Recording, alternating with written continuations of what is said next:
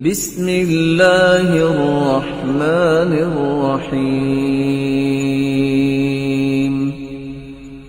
ان اصولوں میں سے ایک اصول انبیاء علیہ السلام نے جو سمجھایا کہ آپس میں ایک دوسرے سے محبت کرو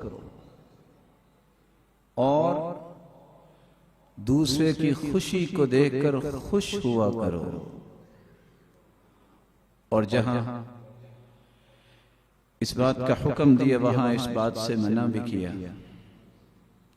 ظاہری اور باطنی کسی کی برائی چاہنا یہ کوئی اچھی خصلت نہیں ہے، بلکہ اللہ کے رسول صلی اللہ علیہ وسلم نے تو یہ فرمایا، مثل المؤمنین فی توادہم وتراحمہم وتعاطفہم مثل الجسد الواحد إذا اشتكى منه عضو تداعى له سائر الجسد بالسهر والحمى۔ مسلمانوں کی باہمی محبت، الفت اور عاطفت کی مثال تو ایک جسم کی مثال ہے۔ اگر جسم کے ایک عضو کو تکلیف ہو تو سارا جسم ہی اس تکلیف کو محسوس کرتا ہے اور رات بیداری کے ساتھ گزارتا ہے۔ اور شاید اسی بات کو سامنے رکھتے ہوئے علامہ اقبال رحمہ اللہ نے کہا تھا، اخوت اس کو کہتے ہیں کہ چبھے کانٹا جو کابل میں تو ہندوستان کا ہر پیرو جوان بےتاب ہو جائے۔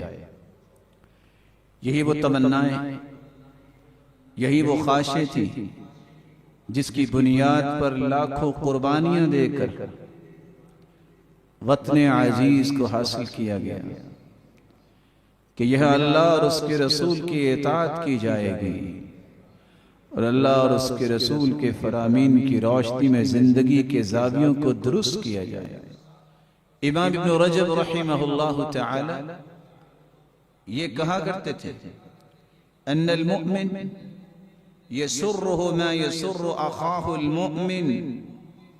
حقیقی مومن وہ ہوتا ہے جس کو وہی چیز پسند آتی ہے جو اس کے بھائی کے لیے وہ پسند کرتا ہے۔ وَيُرِيدُ لِأَخِيهِ الْمُؤْمِنِ مَا يُرِيدُهُ لِنَفْسِهِ مِنَ الْخَيْرِ۔ وہ خیر اور بھلائی جو اپنے لیے پسند کرتا ہے اپنے بھائی کے لیے بھی پسند کرتا ہے۔ وَهَذَا كُلُّهُ إِنَّمَا يَأْتِي مِنْ كَمَالِ سَلَامَةِ الصَّدْرِ مِنَ الْغِلِّ وَالْغِشِّ وَالْحَسَدِ۔ اور یہ کیفیت اس وقت تک انسان کو نصیب نہیں ہوتی جب تک اس کا دل دھوکے، فراڈ اور حسد سے بالکل پاک صاف نہ ہو جائے۔ وہ مسلمانوں کے لیے وہ چیز پسند نہیں کرتا جو اپنے لیے پسند کرتا ہے۔